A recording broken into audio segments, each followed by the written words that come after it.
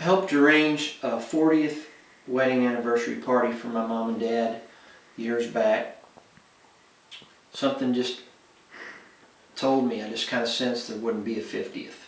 And sure enough, shortly after that party, my dad got sick and with cancer, and he wasn't around much longer.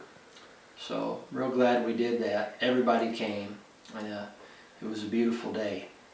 And my Uncle Ray, he wrote a poem for my mom and dad on that day, and I had forgotten about it, and I came across it going through some things the other day, and thought I'd read it here. It's called, he called it 1959, Memories of Pee Wee, Fern, and Mel. Way back in 1959, there was a man, a brother of mine. They called him Pee Wee, his name was Mel. Just be patient, there's more to tell. Mel worked in the city, that's how he met Fern. He didn't know her then, but he would learn.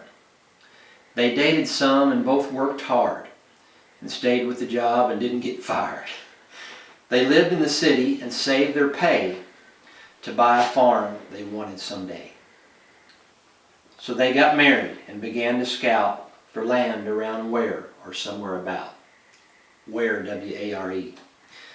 To Jefferson County and a town named Ware, they wanted some land and really didn't care. They found a little store on Highway Y, and Pee Wee told Fern it's worth a try. So they drove up to the little store, got out of the car, and went in the door. The man inside was a nice little man. Pee Wee told him he was looking for land. The man told Pee Wee, "I've got what you need. It's a good place to build and plant your seed." Oh yes, the man with the land was named Ron Lutz, and the farm he sold them was a place to plant roots. So Pee Wee and Fern, they bought the land, and they was neighbors to this here man. They had 40 acres of real good ground, and every weekend they would drive down. Now Pee Wee and Fern still lived in the city, and the stress to do that is really a pity, but they drove down on weekends and worked on their place. And with a lot of luck and amazing grace, they built a house and a little barn to hold some cows and hay and corn. A 5-room house and a big deep well, and a nice little bathroom to rest a spell.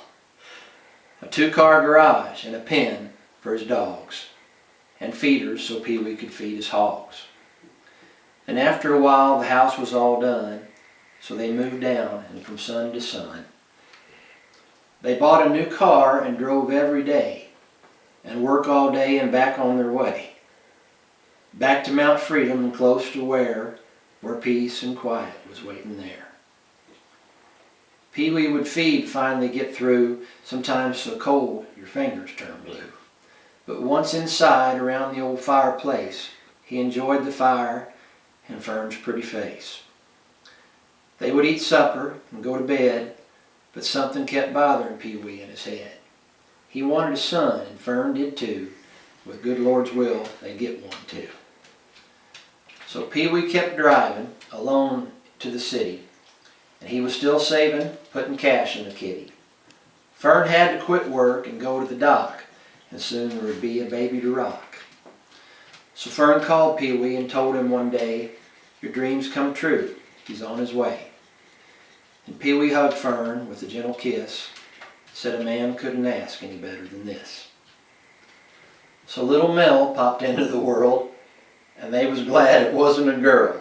They fed and bathed him and rocked him to sleep. Sometimes Pee Wee and Fern, they would creep. They'd slip to his crib and look down at the sun, and then they'd thank God for what he had done. Then back in their bedroom, hand under their head, they thought about things they previously said. About wanting a son, and it came true. And Pee Wee would turn and say, "Fern, I love you for just being you and our little boy, because to our lives he'll bring us much joy." So Pee Wee worked hard, and Fern did too.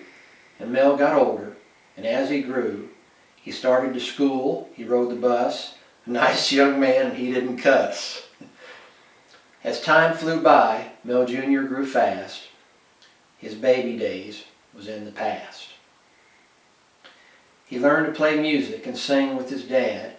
I knew he would climb with the talent he had. Pee Wee and Mel would travel around to different places and play in their town. So Pee Wee bought him a Martin guitar, 'cause Fern and him believed that he would go far. And go he did, and began to write. You could hear him working way into the night. Then one day he left Mom and Dad and headed for Nashville with the learning he had.